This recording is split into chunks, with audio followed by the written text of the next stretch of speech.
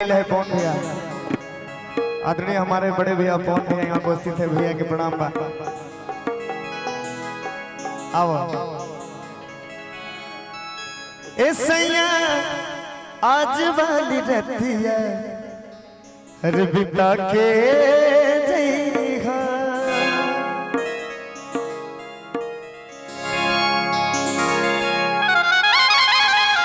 वाह।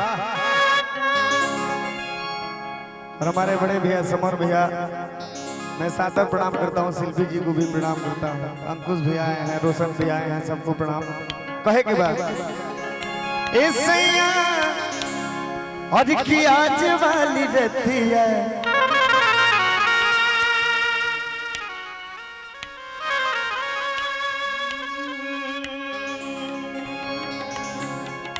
मरद कहते कि भैया इस आर्मी में भर के बात है। एगो लड़का आर्मी में भर्ती बा, सुहाग रात बा, बेचारा जहिया सुहाग रात बा तहिए सीमा पे उड़ छिड़ जाता है। मेहरारू रो रो के मनावती है, मरद कहता है कि देश के बात बा। कहता है कैसे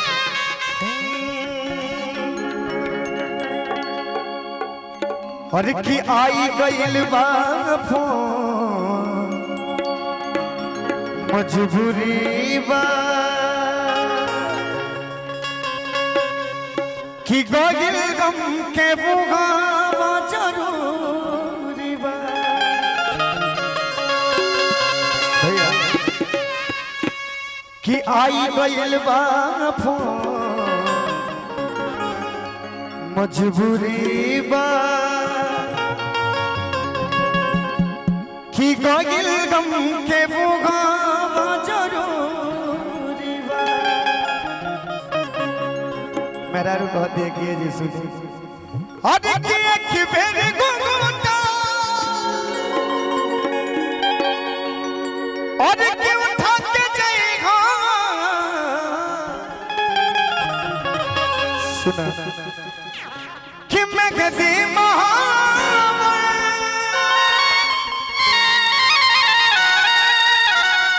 अरे कि छोड़ा के जाएगा कि आज वाली रतिया अरे बिता के जाएगा। हम खुद दे कहे के बाद कि एक बेरी गुंगुटा अरे उठा के जाएगा भैया कि मैं गदी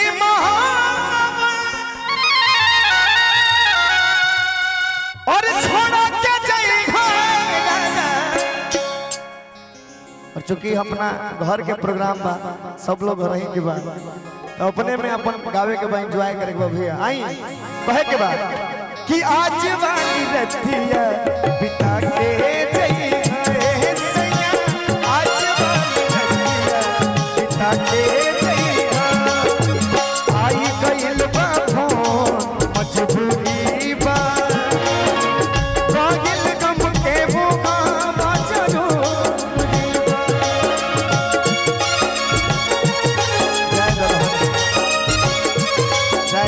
कमाई बना तो कहाँ से खर्चा खुरा के चलिए और मैं देश के बाद बताए दो कहे के बाद आई गइल बा फोन मजबूरी बा गोगिल गम के बुगावा जरूरी बा।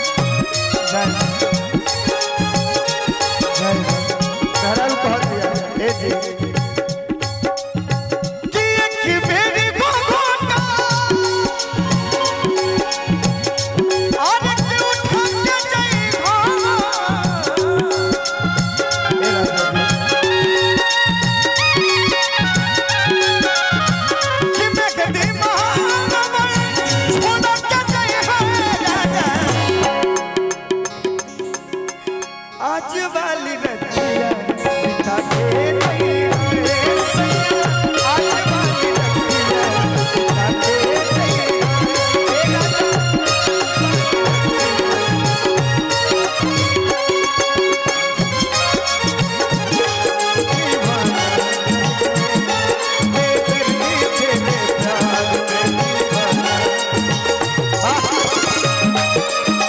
जय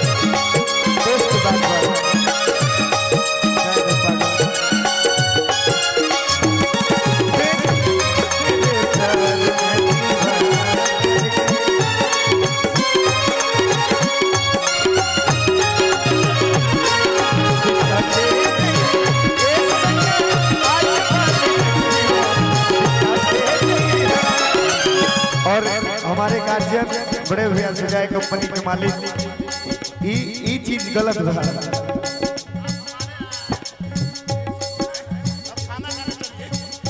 कहे के बाद हो जाए लास्ट भैया रोक कचनी तू हमरा के बात बुझाए प्यारी हो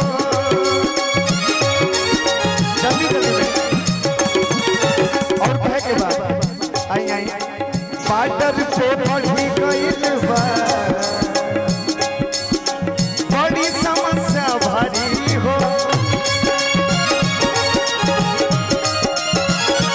और कहे के बाद मेहरारू कहत दिया कि दिलवा के बात कैसे काम भैया ए पिया कैसे लास्ट में दुगुन लेके बजा दी हम कहेंगे तनी और भी कुछ काम करे के बाद कहे के बाद हाँ खाना खाए के बाद साथ में भैया के आई भैया कि पगली के प्यार एक बेर और के पाके जाएगा भैया कि कबले तुम्हें और बता के जाएगा दुगुल लेके कि आज वाली लगती है